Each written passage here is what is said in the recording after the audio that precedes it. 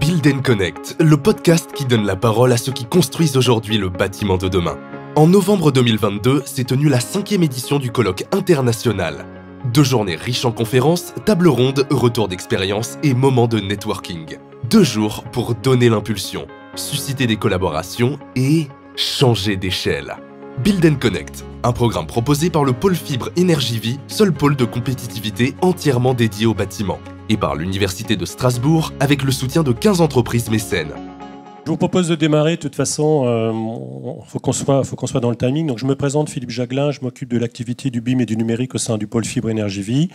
C'est moi qui vais animer cette table ronde et je suis très heureux aujourd'hui de recevoir Fabrice Rodenburger et Steven Corneau. Donc, Steven est responsable du référentiel patrimonial immobilier au CD88. Donc, c'est lui qui va vous parler aujourd'hui de la démarche qu'a enclenchée le département des Vosges.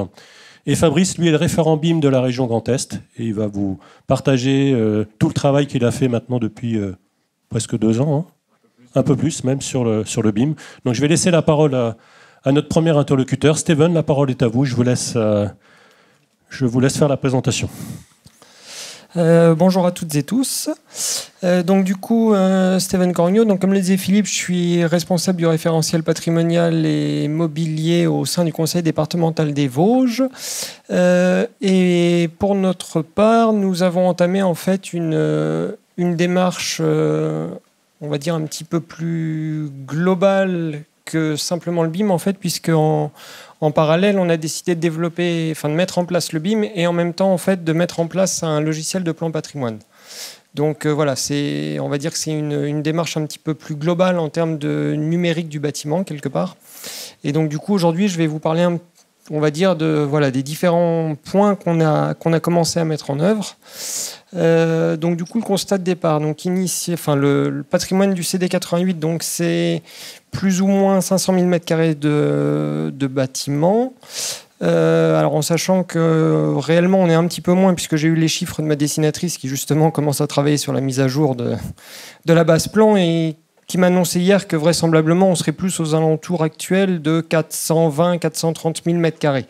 Donc voilà, ça prouve déjà que c'était pas du luxe effectivement de chercher à s'améliorer un peu sur le sujet, puisqu'au niveau des données, on n'est pas complètement fiable.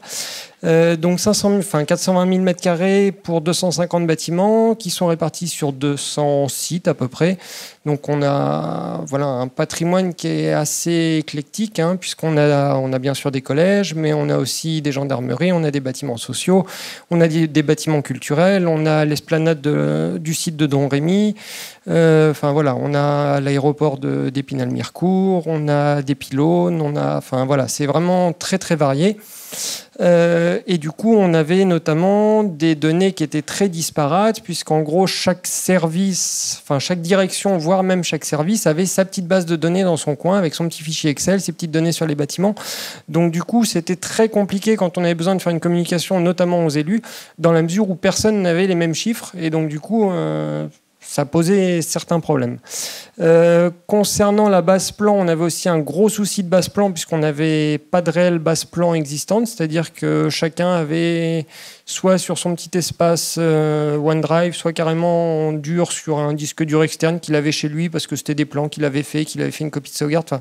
On avait une base plan qui était complètement éclatée, on n'avait pas d'unité au niveau de la présentation du format. On avait aussi bien des plans DWG que du plan PDF, du plan papier qui avait été scanné, qui avait été photographié, qui avait été partiellement numérisé.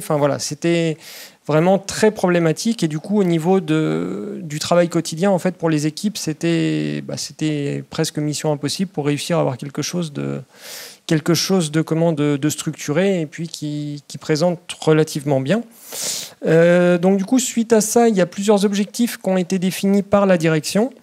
C'est-à-dire la première, avoir une meilleure connaissance de notre patrimoine bâti, notamment en termes de surface et puis en termes de typologie de bâtiments et état de santé des bâtiments. Du coup, le suivi aussi de l'évolution de nos bâtiments, parce qu'à l'heure actuelle, c'est vrai qu'on a On avait éventuellement une vision à l'instant T quand on faisait ce que nous on appelle un audit du patrimoine. En fait, on visite un bâtiment et puis on note l'état des sols, l'état des plafonds, des murs, des extérieurs, tout ça. Mais du coup, voilà, c'était un focus à un instant T. Et de par le nombre de bâtiments, en fait, on avait on va dire une rotation qui se faisait sur 5 à 6 ans. Donc en gros, pendant 5 ou 6 ans, la mise à jour de l'audit n'évoluait plus, donc du coup on n'avait pas une vision exhaustive à l'instant T.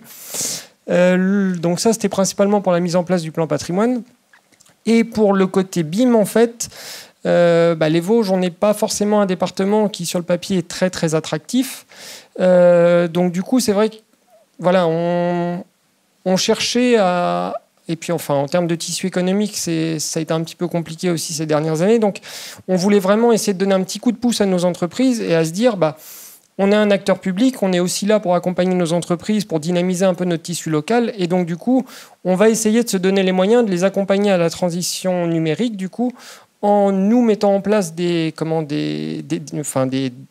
projets construits en BIM de façon à leur mettre un petit peu le pied à l'étrier et à les accompagner, notamment en termes de formation et de choses comme ça. Et enfin, la dernière, on va dire le dernier objectif, c'était l'optimisation des coûts et délais de construction. Parce que, mine de rien, on va dire que tout ce qui est... toute la partie avenant, toute la partie malfaçon, toute la partie désordre du bâtiment, en fait, financièrement, ça coûte énormément. Et du coup, on avait une réelle volonté d'essayer de réduire notamment le nombre d'avenants, parce que il y a le côté coût, mais il y a aussi le côté derrière temps passé administratif pour rédiger les avenants, pour les faire voter, pour les choses comme ça. Donc voilà, c'était très chronophage. Et les délais de construction qui sont de plus en plus courts parce que à peine on a décidé qu'on allait créer un bâtiment, il faut quasiment qu'il soit réceptionné le lendemain. Donc du coup, voilà, c'est vrai la direction avait mis beaucoup d'attentes, on va dire, en termes de plan de patrimoine et du BIM. Donc pour ça, en fait, la décision a été prise de franchir le pas, on va dire, courant 2018. Donc, ils ont lancé un recrutement, donc début 2019. Donc, c'est moi qui ai été embauché, du coup, en tant qu'à l'époque chargé de mission référentiel patrimonial et BIM. Donc, j'ai été embauché au 1er janvier. Dans la foulée, on avait la reconstruction du collège de Vagné, en fait, qui a été décidé un petit peu au pied levé qu'on allait mener en BIM. Donc voilà, on a tout fait un peu dans l'urgence.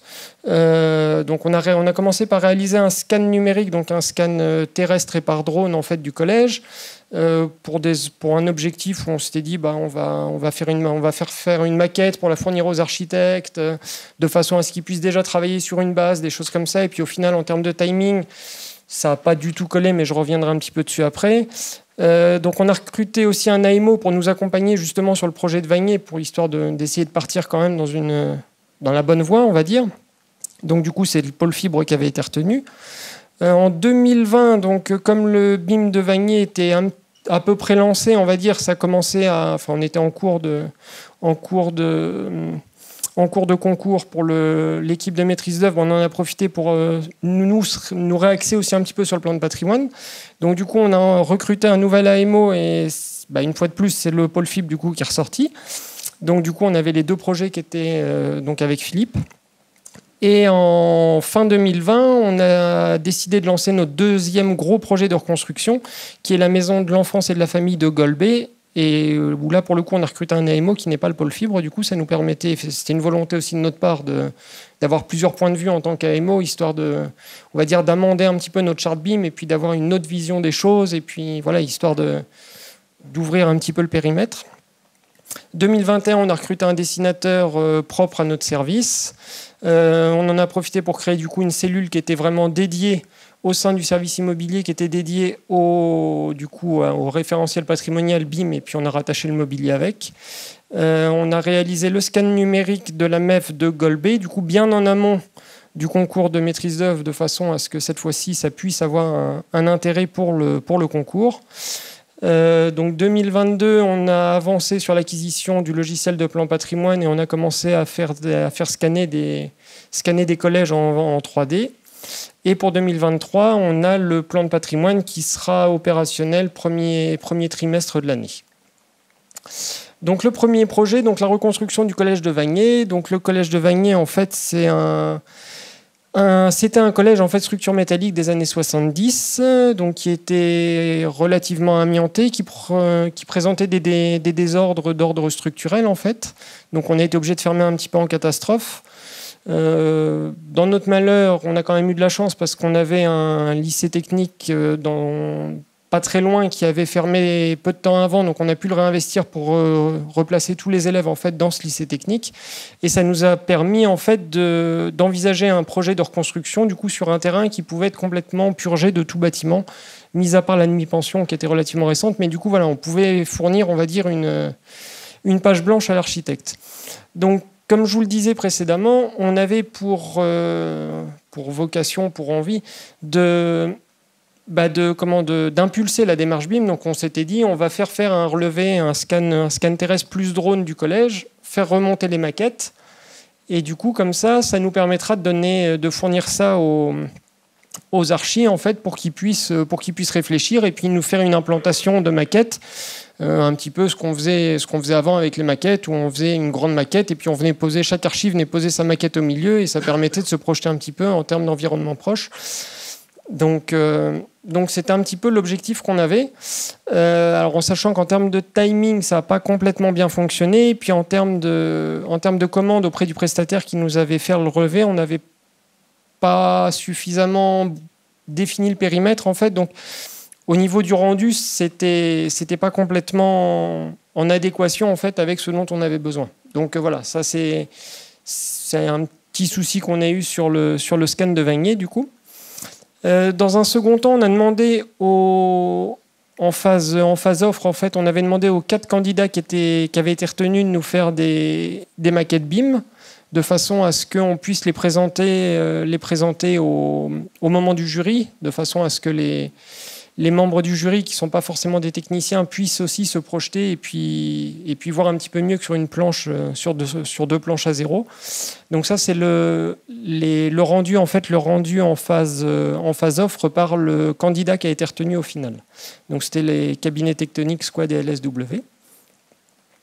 Et donc là, voilà, on voit typiquement ce qui a été très apprécié en fait par les membres du jury. C'était notamment tout ce qui était bon, perspective, vue, bien sûr, mais aussi tout ce qui était coupe, en fait, parce que derrière, ça leur permettait, d'un point de vue technique, de comprendre facilement, en fait, comment est-ce que les différents volumes étaient agencés, quelles étaient l'organisation, on va dire, des espaces.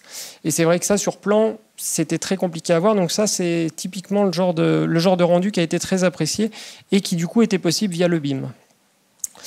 Donc ensuite, là où pour moi le BIM a eu vraiment une place très importante, en fait, c'est pour tout ce qui était phase préparation et phase exé, parce qu'en fait le projet concrètement on a lancé, on va dire qu'on a mis les premiers coups de pelle premier trimestre 2021, et le bâtiment sera livré au 2 janvier, les élèves rentrent dedans au 2 janvier de 2023. Donc on avait des timings qui étaient très très courts. Et du coup, en fait, le fait d'avoir eu les maquettes BIM pour les lots CVC, électricité, gros œuvres et puis structure bois, en fait, ça nous a permis en amont de relever pas mal de petits conflits qu'on avait du coup entre les différentes maquettes et puis entre les différents corps d'État.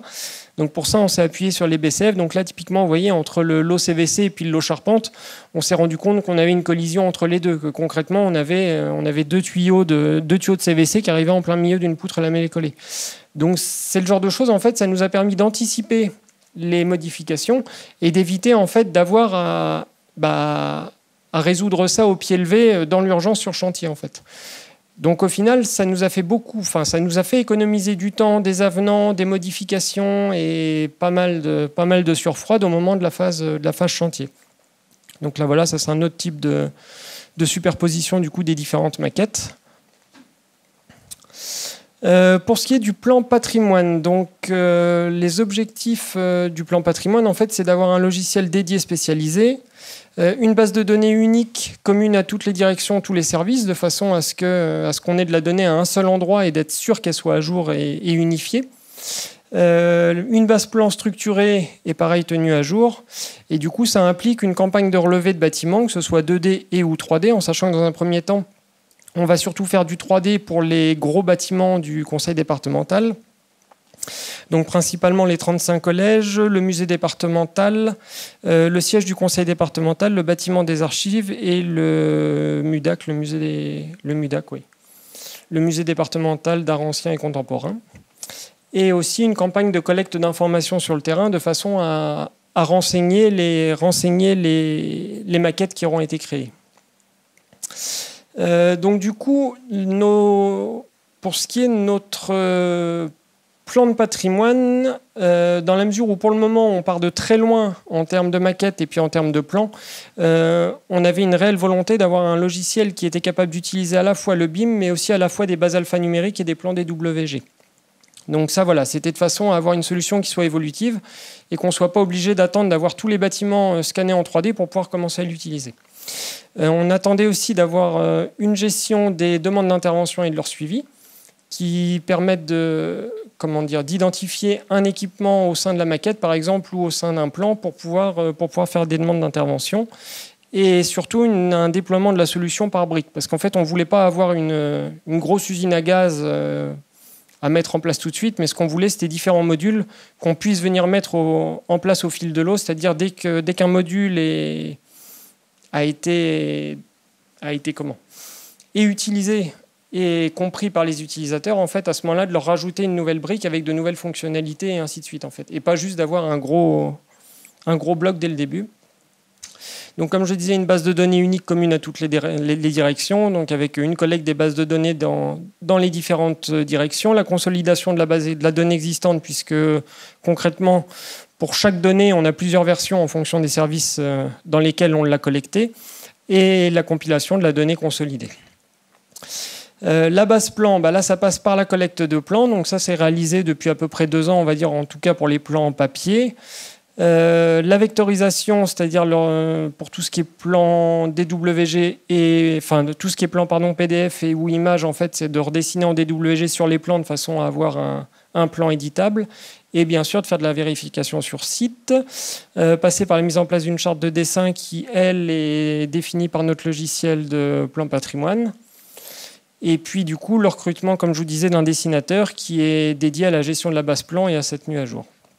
Et du coup, en 2023, on devrait aussi faire l'acquisition, en théorie, de 2 licences pour de l'édition de maquettes numériques et puis, bien sûr, la formation qui va avec. La campagne de relevé bâtiment. Alors du coup, pour tout ce qui est relevé, on travaille nous avec un marché à bon de commande auprès d'un géomètre. Donc il nous fait à la fois les relevés topo pour la partie route et puis à la fois tout ce qui est relevé bâtimentaire également. Donc pour tous les gros bâtiments, on lui fait systématiquement faire des relevés 3D BIM avec un rendu en IFC et puis en point RVT pour pouvoir éditer avec Revit par la suite. Et là, on est en train de tester une autre solution aussi qui est la conversion de plans 2D en maquette 3D. D'ailleurs, j'ai eu un mail ce matin comme quoi on avait le premier rendu qui était disponible, mais je n'ai pas encore eu le temps d'y jeter un coup d'œil. Et la collecte d'informations sur le terrain. Donc ça, c'est ce qui va être le plus chronophage au final, parce qu'en fait, ça veut dire qu'il faut qu'on fasse le tour de tous les bâtiments du conseil pour relever toutes les données de la base ouvrage équipement, de tout ce qui nous intéresse de saisir dans la base de données, et surtout après de faire des visites régulières pour pouvoir la maintenir à jour. Donc le deuxième projet BIM qu'on a mené, c'est la reconstruction de la maison de l'enfance et de la famille. Donc là, cette démarche-là, comme on avait eu des déboires sur le scan initial du collège de Vanier, on a revu un peu notre copie en termes de définition du périmètre en fait, de la mission de scan.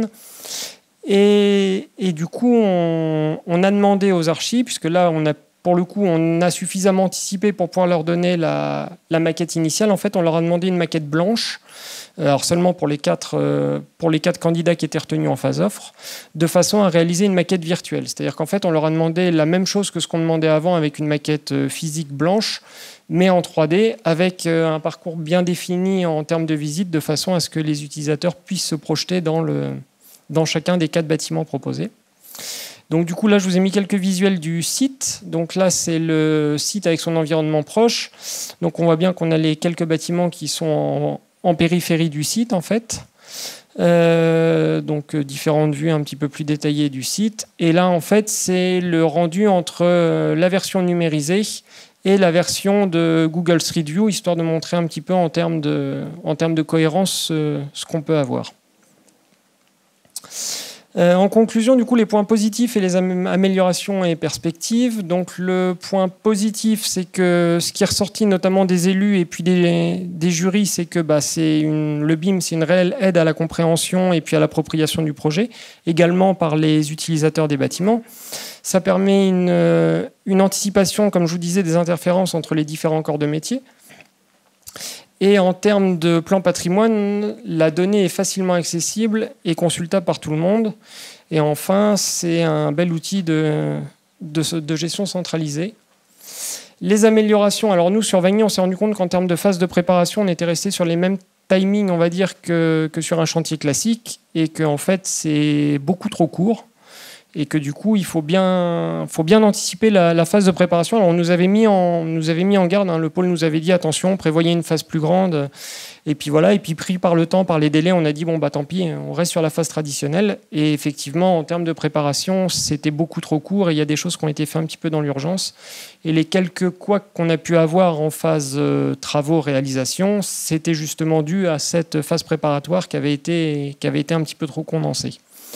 L'autre amélioration, c'est l'utilisation de la plateforme, puisqu'en fait, on a mis une plateforme pour tout ce qui était échange, notamment des maquettes, donc qui a été qui a vraiment été utilisée pour tout ce qui était avant-projet, tout ce qui était DCE, les choses comme ça. Par contre, pour tout ce qui est phase exé, on voit bien que les différents acteurs échangent via WeTransfer les maquettes en ce moment. Donc voilà, il y aura 2-3 petites choses à faire là-dessus. Et puis, on a constaté aussi des problèmes de compatibilité au niveau des fichiers IFC d'échange entre les différents logiciels, puisqu'on avait une grosse équipe qui travaillait en Archicad, le bureau d'études Structure Bois et puis l'entreprise de Structure Bois qui travaillait sur CADWork et le CVC qui travaillait sur Revit. Donc, du coup, on avait trois logiciels différents, donc des exports IFC, des échanges, et on a vu que ça cafouillait en termes de paramétrage, il y avait des choses à faire. Et ensuite, les améliorations, c'est du coup les procédures internes de mise à jour de la donnée et des plans, parce qu'on voit bien que pour le moment, chacun fait un peu ce qu'il veut dans son coin, et du coup, c'est très problématique quand on veut leur faire saisir de la donnée, c'est assez compliqué.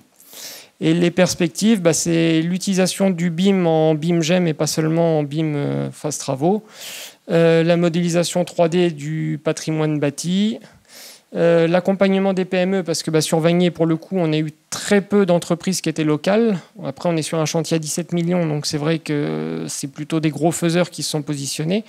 Donc du coup, on n'a pas complètement rempli l'objectif qu'on avait au niveau de l'accompagnement du tissu local, l'édition des maquettes BIM en interne, et puis la gestion des commandes en lien avec le logiciel patrimonial. Oui.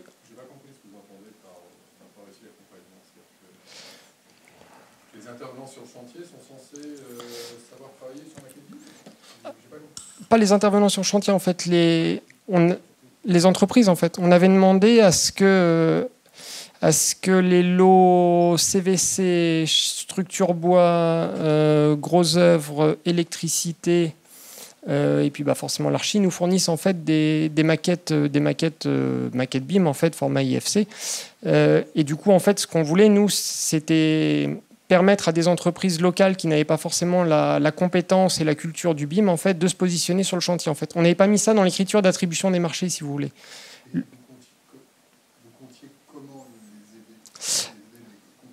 Alors en fait, c'était dans le contrat de maîtrise d'œuvre. En fait, dans le contrat de maîtrise d'œuvre, on avait mis une clause comme quoi le maître d'œuvre en fait se chargeait en cas de besoin en fait de former et de renseigner en fait les entreprises, de les accompagner à la mise en place du BIM en fait, à la mise en place de la réalisation des maquettes ou du renseignement du DOE final ou voilà, en fait, on avait dit si une entreprise en fait a pas la compétence de renseigner des maquettes 3D par exemple, typiquement l'entreprise peut se limiter à fournir des fichiers format Excel en fait au maître d'œuvre qui lui, via une matrice de mappage en fait, s'occupera d'importer les données dans la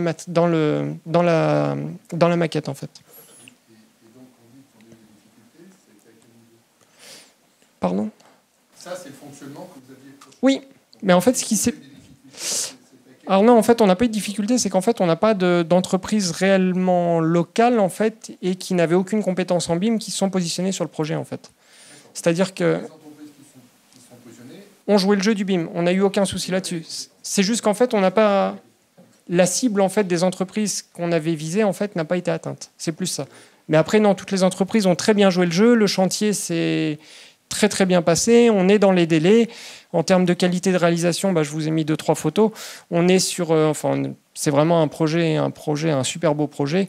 En termes d'avenant, on avait reconstruit le collège de Taon-les-Vosges il y a 3 ans. En termes d'avenant, on est largement en dessous en termes de nombre d'avenants entre le collège de Taon et celui-là.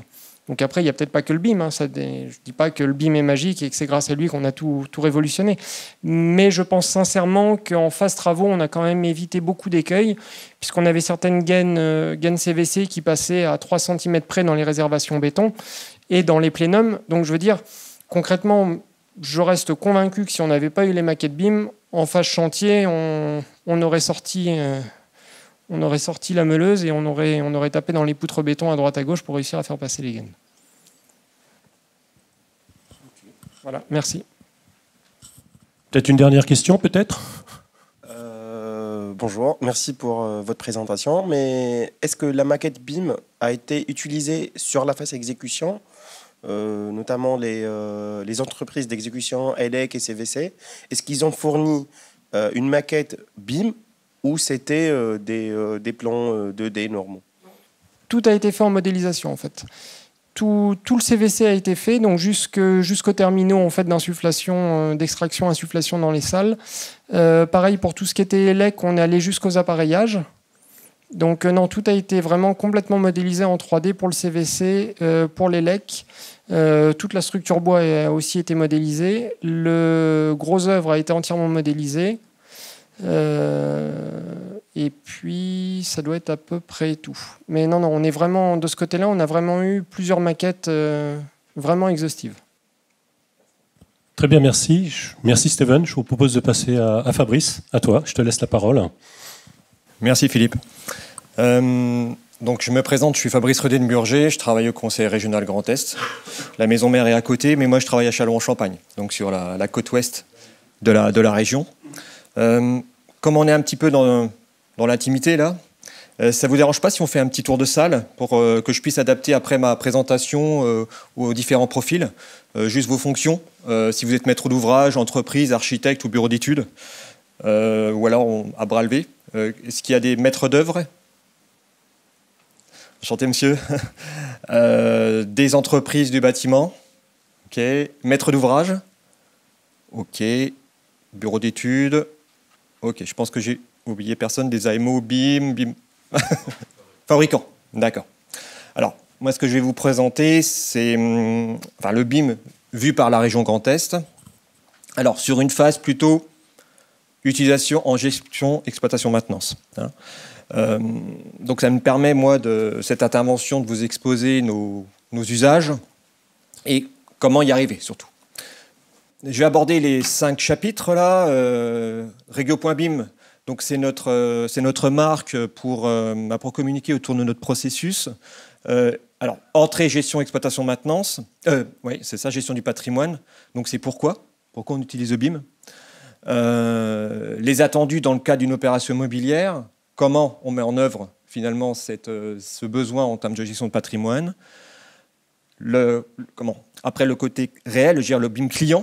Ce qu'on a besoin pour intégrer dans notre outil de gestion de patrimoine, les fondamentaux d'une maquette numérique, ce qu'on attend. On ne demande pas des choses très complexes, mais il y a 5 ou 6 fondamentaux. Et les outils que l'on met à disposition des bureaux d'études, des maîtres d'œuvre et des modeleurs dans le cadre d'opérations, soit opérations immobilières ou opérations liées à une modélisation de bâtiments existants. Alors, je me permets de faire un peu de contextuel. Donc la région Grand Est et les anciennes régions Champagne-Ardenne, Lorraine et Alsace, 300 établissements pour la plupart des lycées. Ça représente 3000 bâtiments, 300 000 locaux et 5 millions de mètres carrés de surface utile. Donc en fait, ce contexte permet aussi de recentrer notre besoin et ce qu'on attend d'une maquette numérique. C'est-à-dire qu'il faut quelque chose de simple, structuré, réplicable, puisque, comme mon collègue, on est dans une démarche de marché public, on a différents prestataires, maîtres d'œuvre, bureaux d'études qui utilisent différents outils de modélisation, et aussi en interne, qu'au final, ce soit un outil utilisable par tous. Ça, c'est super important pour nous. Ce que l'on attend, nous, au final, dans le cadre d'une opération immobilière, c'est un couple maquette numérique simple, DOE. En fait, la maquette numérique va nous apporter une information de premier niveau qui va déjà permettre de requêter des objets, des fonctionnalités d'objets, une CTA, des pompes, etc., avec une information qu'il a posée, à quelle date, le lot correspondant, la durée de vie, et un lien, je veux dire, texte, pas forcément un lien URL, je veux dire une information qui va nous porter après vers le DOE classique. En fait, ce qu'on demande, c'est que les entreprises, nos partenaires artisans, nous rendent un DOE bien structuré. Mais je parle de DOE classique, je veux dire bien classé, je veux dire avec une démarche structurée comme la maquette numérique. En fait, pour nous, la maquette numérique, ça va être comme je disais, un premier niveau d'information. Il y aura un guichet d'entrée dans le DOE pour aller chercher l'information dans ce document nécessaire pour nous. Alors, on ne va pas forcément entrer dans une démarche de processus BIM au sens du CCAG. Par contre, on laisse toute la latitude aux maîtres d'œuvre d'apprécier leurs besoins en tant que conception de la maquette. Parce que c'est leur métier de concevoir. Nous, c'est exploiter derrière. Donc, appréciation inhérente à leurs compétences métiers, à leurs responsabilités dans le cadre de la loi MOP. Nous, ce qu'on exige, c'est que les attributs associés à la codification de la maquette, la codification uniformat, les bons IFC, soient renseignés au plus tôt pour stabiliser l'import plus tard dans l'outil de gestion de patrimoine. En fait, on veut que la maquette numérique GEM, une maquette simple, genre macro, soit conforme aux stipulations de notre cahier des charges. Parce qu'on va rédiger notre cahier des charges, mais avec une vision gestion, exploitation, maintenance, pas processus chantier. Et que le DOE classique, même s'il est sur support numérique, soit correctement structuré en lien avec la maquette numérique. Donc, on rentre par la petite porte. N'hésitez pas à me couper si vous avez des questions. Alors, là, typiquement, on a, je vous présente l'outil de gestion de patrimoine. Donc là, on est en plan 2D. On fait déjà du BIM en niveau 2D, puisque chacun de nos bâtiments, donc on a des plans de niveau pratiquement de tous nos bâtiments, et chaque local est délimité par une polyligne fermée, auquel est associé un certain nombre d'informations. Donc ça a 6 informations. Donc 300 000 fois 5 ou 6 informations, vous multipliez, ça fait quand même pas mal d'informations. D'où l'idée d'une sobriété sur les maquettes numériques, sur les objets. Parce qu'après, il faut maintenir cette base de données. Donc là, c'est 90% de notre patrimoine est géré comme ça. L'avenir, ce qu'on engage actuellement, c'est le mappage de maquettes numériques 3D, d'objets, des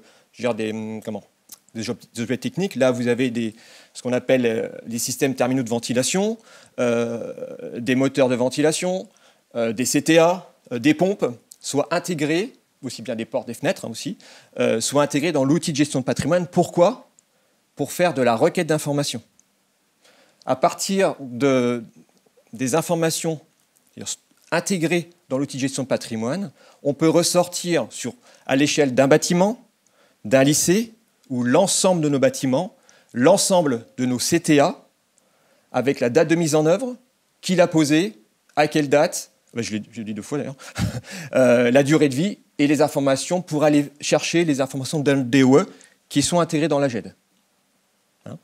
Donc, en fait, la maquette numérique, on voit ça comme un gros fichier Excel auquel on applique un filtre et on va chercher l'information. Mais pour cela, il faut que les maquettes numériques respectent quelques fondamentaux, comme sur un filtre, une base de données Excel, pour aller chercher les bonnes données. Donc là, typiquement, sur Voilà, c'est le système d'un petit bâtiment, lycée François Raigo, que l'on a rétromodélisé il n'y a pas très longtemps avec le cabinet d'architecture Linga à Reims, qui était intervenu sur l'opération en 2016. Donc on a retravaillé le DOE, on a remodélisé l'ensemble du bâtiment et des CVC pour intégrer dans l'outil de gestion de patrimoine. Donc là, sur votre droite, vous avez les informations de la maquette. En grisé, les informations qui ont été mappées. C'est un exemple, il peut y en avoir plusieurs. Donc, qui sont après requêtables sur l'ensemble du patrimoine. Et complètement à gauche, l'arborescence de notre patrimoine.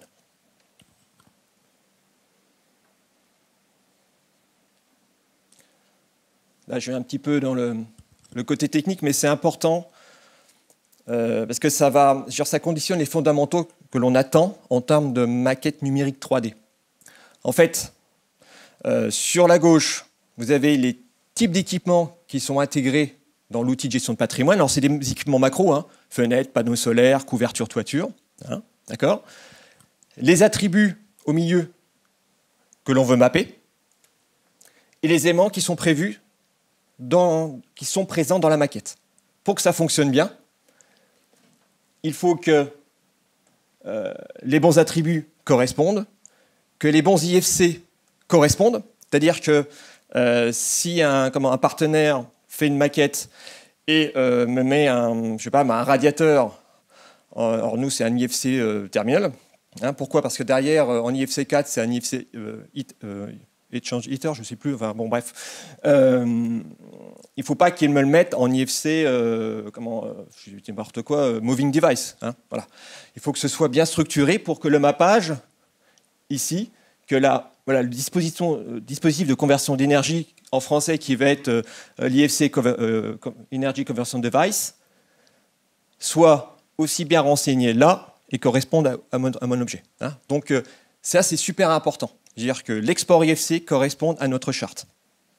Je suis peut-être pas clair. Si ? Également, la nature de la donnée. Si dans l'outil de gestion de patrimoine, mon champ codification uniforma ou année de mise en œuvre, c'est un champ date, et dans la maquette, c'est un champ texte, ça ne va pas marcher. Donc, c'est des bases, ça paraît très simple, mais c'est fondamental pour faire la gestion de patrimoine derrière. Alors, les fondamentaux, il faut que l'IFC type soit correct et qu'on corresponde à notre charte. Ça, c'est super important. Donc, on a une orientation IFC2, mais chaque type d'objet a la correspondance IFC2 et sa correspondance IFC4 derrière. Il y a une logique en termes de progression. Le format donné, j'y venais. La classification, la codification uniforma et le type d'objet, ça nous sert à faire des requêtes. Là, à titre d'exemple, là, j'ai simplement sélectionné un étage.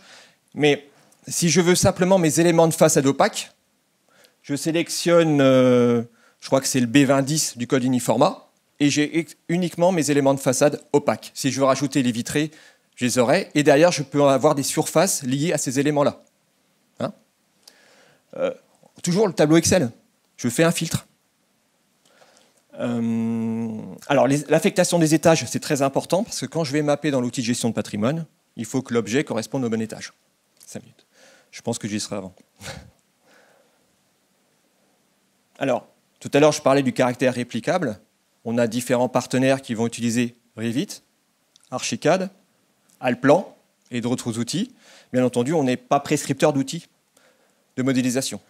On va s'adapter à ces éléments. La seule chose, c'est qu'on va donner des outils pour permettre de faciliter l'usage de notre charte BIM pour gagner du temps et de l'argent pour tout le monde. Alors attention, ça ne marche pas à tous les coups. Alors, on a notre charte qui est consultable sur le site de la région Grand Est. Alors, surtout, le texte est téléchargeable et sur simple demande, on peut vous transmettre le document Excel avec la structuration complète de nos éléments. On la met à disposition, on partage, nous, ça n'a aucun problème. On rédige nos cahiers des charges avec une entrée fonctionnelle via la codification uniforma, donc c'est une entrée fonctionnelle.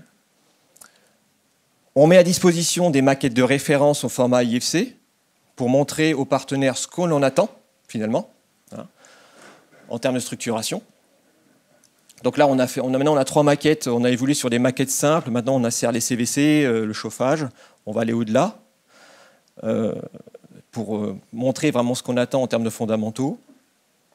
Et on met à disposition des outils, des fichiers de gabarit. Alors, on n'impose pas, bien entendu, des gabarits aux partenaires architectes, maîtres d'œuvre. Par contre, on propose nos fichiers de gabarit Revit, Archicad, Allplan pour, si besoin, les aider à adapter leur maquette à notre charte. Notamment sur Revit, c'est un peu plus simple que sur les autres outils. Pourquoi ? Parce que Revit, alors, je ne suis pas un super spécialiste de Revit, mais ceux qui connaissent, il y a les nomenclatures. Donc on donne le fichier de nomenclature et les fichiers de mappage. Et simplement, on va pouvoir, en sélectionnant une nomenclature, intégrer nos éléments fondamentaux de notre charte en termes de structuration de données, je parle bien. La géométrie nous apporte beaucoup moins. Je veux dire, on est en niveau lot 200, si vous voulez, ça nous suffit. Par contre, pour chaque objet, on aura les bons attributs aux bons endroits. Hein. Archicad et Allplan. Alors, Allplan, on est un peu moins. On a les 2 outils, Archicad et Revit. On ne modélise pas, par contre, ça nous permet de comprendre comment ça fonctionne et puis discuter avec nos partenaires. Allplan, on le connaît un petit peu moins, on ne l'a pas, mais on a le gabarit. Sur Archicad, c'est un très bon outil. La seule chose, c'est qu'il faut l'utiliser dès le départ. Hein. Avec Revit, on peut revenir après avec les outils de gabarit. Nous, on a retravaillé des maquettes non chartées avec nos gabarits. Hein. Et tout à l'heure, je parlais de DO classique.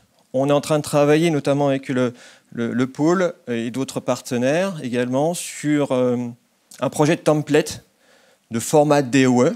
Alors attention, on ne va pas contraindre les artisans, les entreprises à faire un DOE très complexe. Simplement, on va donner les orientations pour bien classer les docs techniques. C'est-à-dire que ce ne soit pas un fichier de 300 pages, PDF avec 300 pages, où on a du mal à trouver l'information.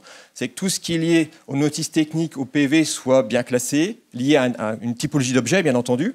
L'entretien maintenance, le cycle de vie, je pense au fiche FDS, et tout ce qui est garantie assurance. Voilà. Donc ça, c'est en cours et on le mettra à disposition aussi de notre charte. J'ai fini. Pour ça, je ne sais pas si j'ai oublié des choses, parce que ça va toujours très vite. Si vous avez des questions, je suis à votre disposition. Le micro, on va lancer des questions dans la salle. Pas trop dur les questions. Une là. 3 questions là pour l'instant. En plus, j'ai envie d'en prendre 2.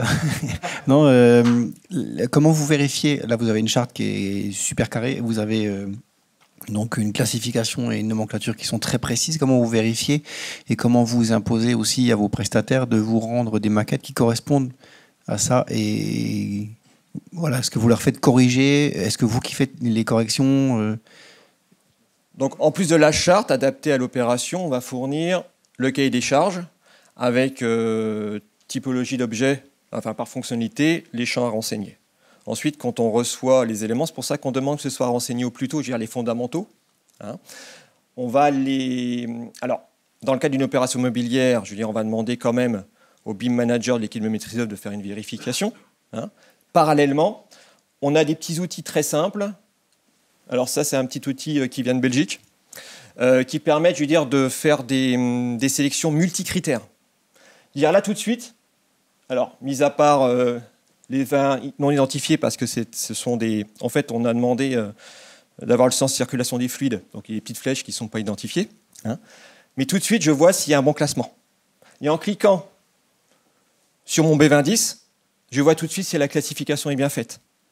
Et en plus, je peux voir si derrière, dans catégorie, c'est bien associé au bon IFC. Donc déjà, on a un pré-contrôle simple de nos maquettes. Après, on va vérifier, je veux dire que chaque élément, en cliquant floor étage par étage, que chaque élément est bien associé à l'étage. Alors j'ai oublié quelque chose aussi, on demande aussi que les maquettes soient géoréférencées. Hein ? Pour moi, c'est un protocole manuel, oui. Ouais.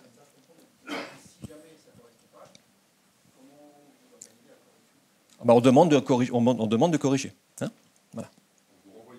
Oui. Alors, On va passer aux autres questions, parce que sinon tu vas développer très vite. On peut le faire après. Hein. Ouais, exactement. Vas-y, Nicolas. Bonjour, Nicolas Henry, maître d'ouvrage privé. La question que j'avais, c'était par rapport à vous en tant que maître d'ouvrage public. Est-ce que la loi MOP est un frein dans le sens où vous exploitez de l'IFC? Comment gérez-vous en fait la mise à jour de la donnée? Imaginons un de vos services techniques va remplacer une chaudière, une bouche de VMC. Vu que vous n'avez pas d'exploitation de fichiers de maquettes numériques natifs comme un Revit ou autre, comment vous organisez ça?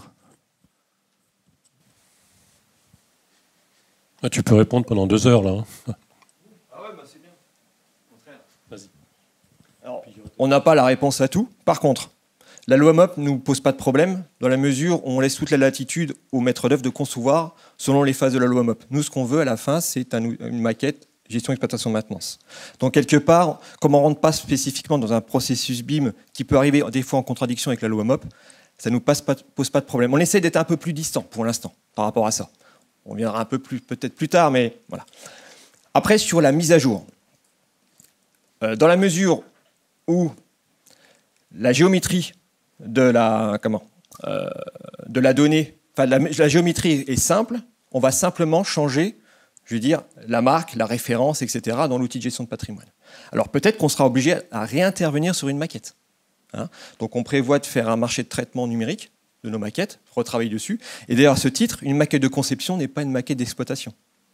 D'accord ? Parce qu'une maquette de conception, nos partenaires architectes ont besoin d'éléments précis, et je veux dire, de conception. Nous, on n'a pas besoin derrière en exploitation. Si on mappait l'ensemble des objets je veux dire, précis, liés même à des portes, on n'a pas spécialement besoin de ça, et ça ferait une multitude d'objets dans l'outil de gestion de patrimoine, c'est pas possible. Nous, on a une vision macro. Donc, quelquefois, on sera obligé de réintervenir dans le cadre d'un marché sur des maquettes pour les rendre plus simples aussi. Hein. Donc, soit on change que la donnée, soit on réimporte une nouvelle maquette, ou que l'étage d'une maquette. Alors, on peut faire ça notamment avec des outils, alors je ne veux pas faire la promotion, mais il y a des outils qui s'appellent SimpleBeam, qui sont assez intéressants, parce qu'on peut aussi recorriger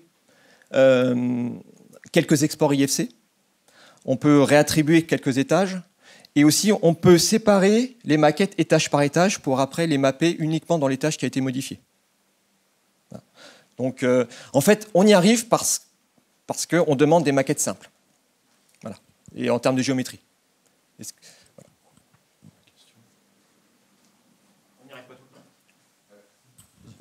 Une question tout simple. Quel est votre outil de gestion de patrimoine et qu'est-ce qui vous a, sur quels critères avez-vous fait le choix pour dire cet outil? C'est Active 3D, on l'appelle Steam, c'est le Sopra Steria. Auparavant, on avait l'outil AlphaWeb de Nemetschek. Par contre, Nemetschek a arrêté la maintenance de cet outil-là. Donc, on a été contraint en fin 2019 de relancer un appel d'offres pour attribuer. Donc là, c'est l'appel d'offres et Sopra Steria s'est positionné, a été le mieux disant. Donc, on a attribué à Sopra Steria et on est assez content quand même de l'outil. Alors, sur le BIM, c'est sûr qu'on nous promet tout. Hein. C'est magnifique. Voilà. Mais sincèrement, si on a des maquettes bien structurées, on arrive assez facilement à mapper dans l'outil. Hein, je ne suis pas super spécialiste. Dès l'instant où on a les fondamentaux, le bon IFC, quelque part, déjà, on a déjà gagné. Bon IFC, bonne codification, on a fait 90% du boulot. Après, les attributs supplémentaires, à la limite, on peut les rajouter un peu après coup. Même dans l'outil, même finalement, vous savez, FBIM, hein, vous faites un export de données, vous rajoutez une colonne, vous rajoutez de la donnée, des informations. Hein. Mais l'outil de gestion de patrimoine Active 3D, qui est nommé Estime chez nous, est très intéressant en termes de requête d'informations, très simple d'utilisation, et on l'utilise tous les jours pour les plans 2D et maintenant pour les plans 3D qu'on insère pas à pas. Quoi. On est au départ, on est au début. Hein. Par contre, on sait ce qu'on veut. Voilà, ça déjà, on sait ce qu'on veut. Une dernière question? 2 dernières questions? Puis après on arrête. Hein. Merci. Julien Thomas, donc de chez Saint-Gobain. Ma question, donc j'en ai deux, j'en profite. La première, c'est combien de projets ça représente à l'année, des projets BIM comme celui-ci. Et ma deuxième question, c'est en tant que fabricant, qu'attendez-vous de nous comme information? Comment on peut faciliter votre tâche aujourd'hui?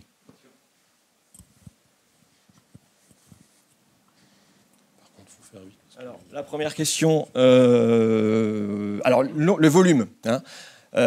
Alors, moi, ça fait 3 ans que je suis sur ça. Forcément, dans une opération de travaux, je ne vous cache pas, il y a une inertie. Par contre, il y a 5 ou 6 opérations qui ont été lancées, qu'on reprend et qu'on arrive à recharter. Hein, parce que normalement, une opération, il faut dès la phase programmation pour bien charter. Hein. Donc, il y a 6 opérations de mémoire qu'on le reprend et qu'on travaille en collaboration avec les architectes pour qu'il y ait la meilleure structuration. Et là, on a 3 opérations qui sont lancées en programme. Hein, et en fait, on va généraliser cette démarche-là à l'ensemble des maisons de région. Voilà. Alors, en tant que fabricant, en fait, ce qu'on attend, de votre côté, c'est d'aider les entreprises à nous donner un DOE bien structuré, en termes de fiches techniques. Alors, je crois votre entreprise a dû avoir contact avec mon directeur Pascal Weibel. Vous connaissez peut-être pas, non. On devait déjà travailler sur cette approche fabricant, notamment avec Saint-Gobain, sur les placos. Hein. On a travaillé avec un autre fournisseur, alors c'est pas pareil, notamment c'est Soprema qui est intervenu sur l'ITE et le revêtement de toiture terrasse et le revêtement de façade. Et en fait, on a retravaillé avec eux pour avoir les bonnes fiches techniques et les remettre au bon endroit. Donc c'est bien ciblé, les éléments liés à l'entretien maintenance, au cycle de vie du bâtiment et tout ce qui est après PV, etc. Quoi, mais qu'on ait une bonne structuration. Voilà. Si je suis clair. Voilà. Et on va prendre la dernière question. Et après, on pourra tout intégrer dans un outil magnifique. Dès que c'est bien placé, voilà, c'est le départ. C'est l'information qui compte, après le support, on verra. Oui, alors ma première question sur la loi MOP, elle n'était pas sans sens. Et j'ai bien aimé dans la réponse le sens où la loi MOP est parfois en contradiction avec le processus BIM tel que défini. Ça, c'est une réalité. Moi, mon rêve, ça serait que cette loi MOP qui date de 1985 évolue. La question, c'est vous qui êtes quand même une grande région, qui aujourd'hui avait déployé un certain processus, qui avait un retour d'expérience. Est-ce que vous arrivez à faire un peu pression auprès du gouvernement, des organismes d'État pour faire évoluer aujourd'hui ces réglementations qui sont peut-être en contradiction justement avec ces nouvelles méthodes de travail?